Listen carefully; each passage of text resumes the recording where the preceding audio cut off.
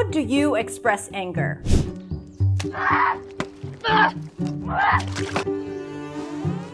How do you express anger using your voice? You're the turtle! You're like a normal person! Get your honor and I move to strike!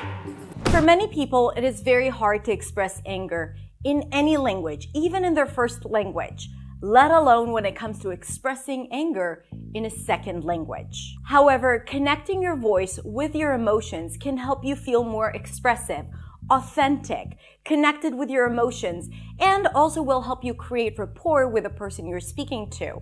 It will also help you get what you want and say what you want to say. But more importantly, expressing your anger will help you release the negative energy that is in your body and help you move on with your day. In this video, we're going to do 3 things to help you express your strong emotions using your voice. First, I'm going to teach you an exercise to help you connect your voice with your emotions. The second thing is I'm going to teach you some phrases to use when you are angry. And through that, we're going to practice expressing your anger. And 3, we're going to imitate a scene where strong emotions are portrayed and you are going to allow yourself to be angry using someone else's words. By the way, if you're new to my channel, my name is Hadar. I'm a non-native speaker of English, and I am here to help you speak English with clarity, confidence, and freedom. You can check out my website at hadarshemesh.com, where I have a ton of exercises for you and free downloads for you to build your confidence and fluency and pronunciation in English. And you can also follow me on Instagram and TikTok for daily motivation and practice. So the first thing is I'm going to teach you an exercise to help you connect your voice with your emotion. By the way, I recommend that you do these exercises when you're on your own. So close the door, get in the car, or go into the shower and make sure that there's no one around you so you don't feel like someone's judging you. We don't need that. Not today. All right, so let's get started. I want you to stand up and make sure that your knees are loose, all right? So you want to bounce them around. And now we're going to release sound. So you're going to take a deep breath into your belly. And then you're going to release sound on your breath and try to go as low as possible. When the voice resonates in your chest, and you connect with your lower pitch, the lower pitch of your voice, then this is where you can tap into all the emotions that you have inside your belly. All right, so let's take a deep breath and release air. Now, let's take a deep breath and release sound. Now, pay attention that you're not releasing your voice from up here, or that your voice is not stuck here. All right, we don't want to yell. You just want to release sound on top of your breath, okay? So shake your body a little bit, bounce your knees, and let's do it again. Now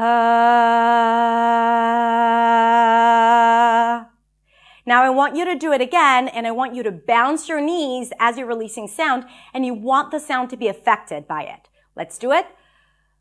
All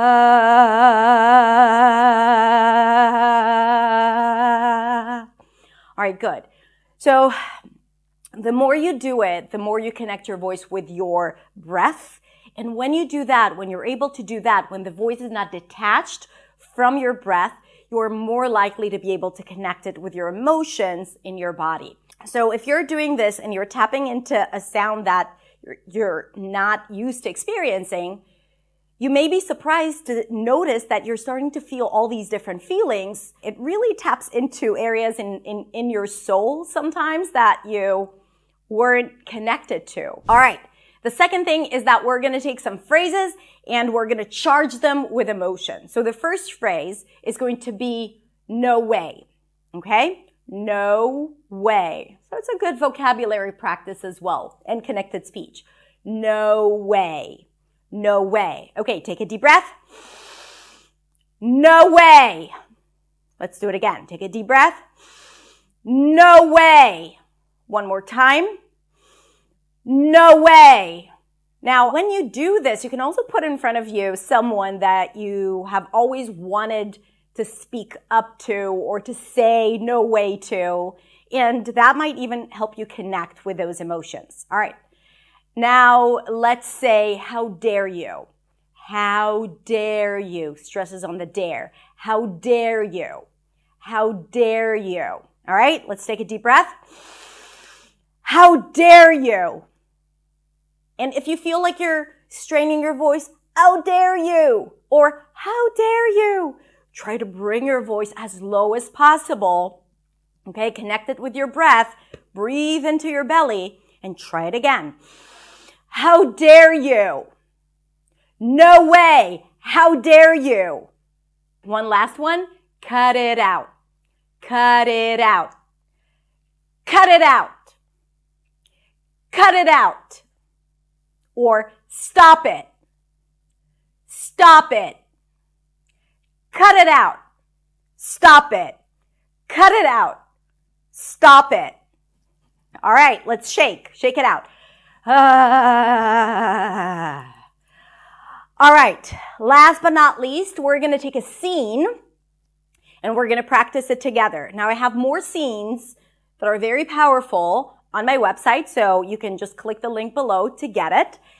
But this is something that I often do with my students. It's called the power speech, where they need to memorize a scene where strong emotions are expressed and they need to make it their own. And I want to tell you a story of one of my students. Her name is Juliet. And Juliet had a very soft-spoken voice, beautiful, delicate voice. And there she had to do the power speech. And she did a magnificent job. And afterwards, she told us, I did not even think it was possible for my voice to be this powerful. I never gave myself permission to feel angry, let alone to express my anger. And that was an aha moment for her. And all it took was one exercise where she allowed herself to explore other areas of her voice and of her emotions. So the scene we're going to practice is from Shameless. And let's take a quick look at the beginning of the scene. I was 9 and taking care of you. Taking care of all of us. I was in 4th grade, dragging your ass passed out in from the yard so you wouldn't freeze to death. Staying up all night with Ian when he had chicken pox. I washed Carl's shitty diapers. I picked lice out of Liam's hair. And I was here when Debbie got her first period, not Monica. So we're going to practice together just the first few sentences. But if you want to practice the rest or other scenes, then go to my website. All right, let's do it. I was 9! I was 9. Now, if you want to improve this exercise, think about what this character is experiencing. In this case, it's betrayal and abandonment and anger and frustration, right? All of these different emotions. You can even tap into that emotion and think about what it means for you, how it feels like inside your body, and try to channel it through the words. I was 9. I was 9. All right, try it again. And again. 9 and taking care of you. 9 and taking care of you. All right, go full out. You're angry. You're frustrated. And taking care of you. Let's do it again. And taking care of you. Taking care of all of us. So the sentence here is taking care of all of us. So first, let's get comfortable with the pronunciation. Taking care of all of us. It's all connected. Taking care of all of us.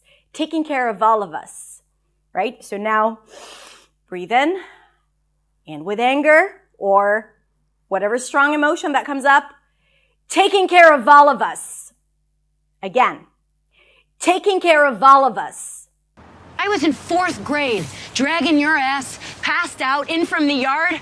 I was in 4th grade, dragging your ass passed out in from the yard. Dragging your ass passed out in from the yard. So you wouldn't freeze to death. So you wouldn't freeze to death. Stress is on freeze. So you wouldn't freeze to death. So you wouldn't freeze to death. Staying up all night with Ian when he had chicken pox. Staying up all night. Staying up all night with Ian. Staying up all night with Ian.